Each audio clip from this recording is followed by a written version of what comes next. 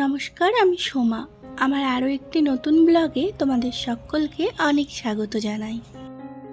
কেমন আছো তোমরা সকলেই? আশা করছি খুব ভালো আছো। এখন বাজে সকাল 9টা। এখন থেকেই তোমাদেরকে সঙ্গে নিয়ে শুরু করলাম আরও একটি নতুন ব্লগ। কাল আমি কোনো রকম ব্লগ দিয়ে উঠতে পারিনি, কারণ কাল শরীরটা একটু খারাপ ছিল। আর এই ব্লগটাও হলো একদিন আগেকার। এই ভিডিওটা বুধবারে। বৃহস্পতিবারই শরীরটা খারাপ ছিল, আর বৃহস্পতিবারে কোনো রকম ভিডিও করতে পারিনি। তো আজ শুক্রবার, আজ একটু শরীরটা ভালো থাকায় বুধবারের ভিডিওটা আজ এডিট করে তোমাদেরকে ছাড়তে পারছি।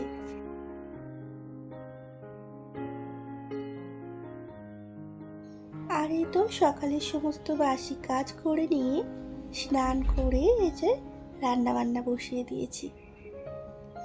আজকে পালং শাকের তরকারি করব আর ডাল। পালং শাকগুলো কেটে কুটে ভালো করে ধুয়ে নিয়ে রান্নাটা বসিয়ে দিলাম। পালং শাক আর আলুর একটা তরকারি করব। তো আলুগুলো প্রথমে একটু ভেজে নিলাম। তো তারপরে আদা আর লঙ্কা একসঙ্গে বাটা ছিল, আদা আর লঙ্কা বাটাটা দিয়ে একটু ভেজে নিয়েছে। মশলাগুলো দিয়ে দিচ্ছে এক এক করে। সবার প্রথমে আমি একটু 5 ফোড়ন ভেজে নিলাম। ওটা আমি ভাজা মশলা করব বলে শিলেতে বেটেও নিলাম। পালং শাকের তরকারিতে একটু ভাজা মশলা দিলে সুন্দর লাগে তরকারিটা খেতে। আর এই তো মশলা দিয়ে আলুগুলো একটু কষিয়ে নিতে তারপরে পালং শাকগুলো দিয়ে দিলাম। পালং শাকগুলো দিয়ে একটু ভালো করে কষিয়ে নেব।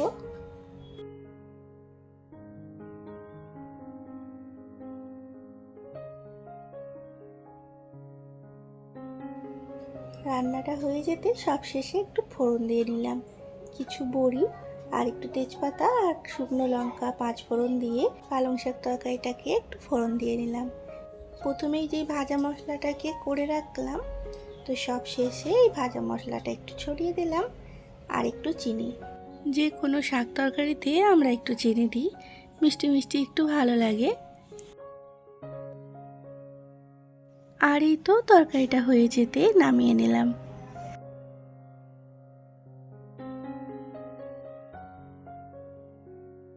আর অন্যদিকে আমি ভাতও চাপিয়েছিলাম, আর ভাতের ফ্যানটা হয়েছে ছড়ে গেল। এবার ভাতগুলো একটু নেড়ে ছিঁড়ে ঢাকনাটাকে একটু খুলে রাখবো। এত গরমে ঢাকনা দিয়ে থাকলে খুব তাড়াতাড়ি ভাতটা নষ্ট হয়ে যায়। খুলে রাখবো বলে পুরোটাও খুলে রাখি না, একটুখানি ঢাকনাটা শুধু সরিয়ে রাখি যাতে একটু হাওয়া ঢোকে। আর এই যে সকালবেলায় চা খাওয়া হয়েছিল, আর চায়ের বাসনগুলো আজকে ধোয়াই হয়নি। রান্না বান্না হয়ে গেল, এখনও চায়ের বাসন ধোয়া হয়নি। তো এই যে এক তরকারি ভাত হয়ে যেতে চায়ের বাসনগুলো ধুয়ে নিচ্ছি। বেসিনটা দেখতে পুরো কেমনই লাগছে, আর জাম হয়ে আছে। তো কোনো কিছু কাজ করতে খুব অসুবিধা হচ্ছে। আগে চায়ের বাসনগুলো ধুয়ে নিই, তো তারপরে বাকি রান্না বান্নাগুলো সারবো।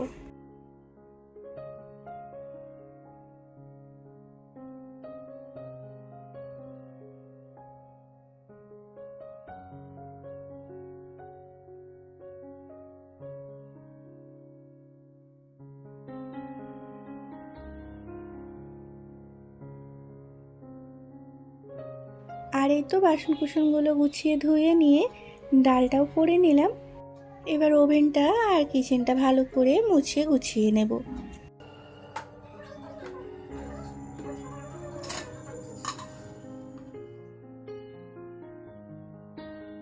রান্না বান্না হয়ে যেতে সোনাদেরকে স্নান করালাম।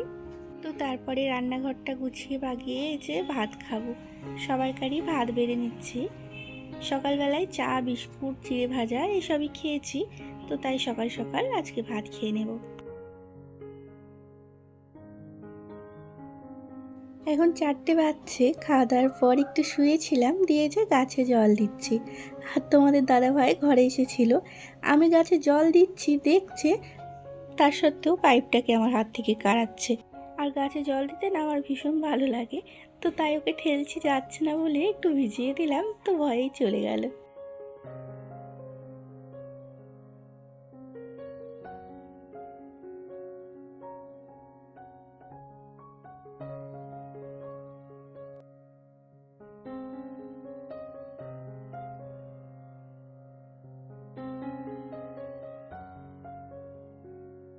আজকে সকালবেলায় জামা কাপড়গুলো সব কাচা হয়নি, তো তাই বৈকালে কেচে দিলাম। আর এখন না সকালে এত রোদের জোর, জামা কাপড় শুকোতে দিলে জামা কাপড়গুলোর কালারই নষ্ট হয়ে যাচ্ছে। তো তাই ইচ্ছাকৃতভাবেই আজকে সকালে ধুইনি। এবার থেকে ভাবছি বৈকালে জামা কাপড় ধুয়ে মেলবো। আর এদের দুজনকার মজা দেখো, সেই থেকে মারামারি চলছে। এবার আমি না গেলে মনে হচ্ছে এরা থামবে না। তো দুজনকার মধ্যে একজনকার পিঠে তাল পড়বে, তারপরে চুপ হবে। এ এত বড় লাঠিটা নিয়ে এ ওকে তাড়া করছে, ওকে তাড়া করছে। একবার যদি ভুলবশত মেরে দেয় কি হবে বলো তো। সকালবেলা থেকে চুলটুল আজরানোরও টাইম পাইনি আজকে। কাপড় জামা কাচতে গিয়ে আর গাছে জল দিতে গিয়ে জামাটা প্রায় ভিজেই গেল। তাই এই যে মুখ হাত ধুয়ে পরিষ্কার হয়ে আর ড্রেসটা চেঞ্জ করে নিলাম। একটু বাজার দিকে যাব, তো তাই এই যে রেডি হয়ে নিয়ে তারপরে ঘরদোরটা ঝাঁট দিয়ে দিচ্ছি। ঘরদোরটা ঝাঁট দিয়েই বেরিয়ে পড়ব। আর আজকে বুধবার, তোমাদের দাদাভাই এবেলা আর কাজে যায়নি। এবেলা ওদের ছুটি, বুধবারে হাফবেলা ছুটি।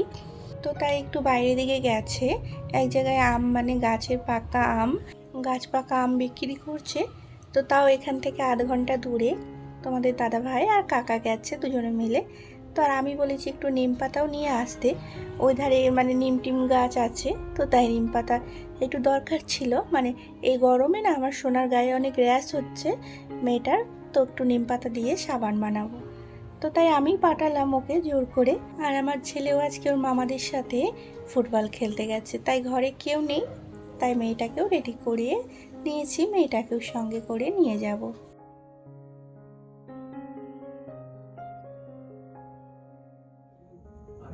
इस तरह से मैं हिमावारी का चेहरा नहीं देख पा रहा। आपके कहने का मतलब है दूसरी पोजीशन में बैठूं? डैड!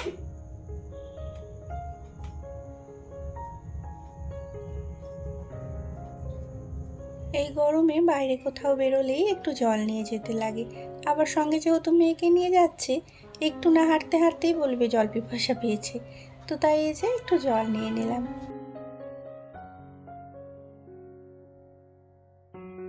এখন রাত 8টা বাজছে। আর এই যে বাজার থেকে এসে ঘরের অবস্থা কি করে রেখেছি দেখো। একদিকে নিম পাতা ছড়িয়ে আছে, একদিকে কারি পাতা ছড়িয়ে আছে। আর এই যে দেখছো কত লঙ্কা, এগুলো 1 কিলো লঙ্কা, শুকনো লঙ্কা। বাজার করে এসে এই জন্য জামাও চেঞ্জ করিনি আর ঘর দিকেও ঢুকিনি। সোজা রান্নাঘরে এই যে এই লঙ্কাগুলোর সমস্ত এত লঙ্কার বোটা ছাড়ালাম বসে বসে। এগুলো না ঘরে লঙ্কা গুঁড়ো বানাবো মিক্সিতে পেস্ট করে। কালকে একটু ভালো করে রোদে দিয়ে নেব। এখন যেহেতু রোদের অনেক জোর, এবারে 1 কিলো কিনে নিয়ে এলাম। আর একবার 1 কিলো কিনে নিয়ে এলে বেশ অনেক দিন চলে যায়, লঙ্কা গুঁড়ো কিনতে হয় না, ঘরেই বানিয়ে নেব। তো পয়সাটাও অনেকটা সেভ হবে। বাজারে গুঁড়ো লঙ্কা কেনার থেকে ভালো এভাবে লঙ্কা গোটা লঙ্কা কিনে গুঁড়ো লঙ্কা বানিয়ে নেওয়া।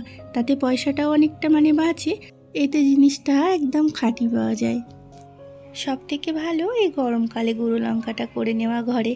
অনেক রোদের জোর, তো তাই সহজেই মিক্সিতে গুঁড়ো হয়ে যায়।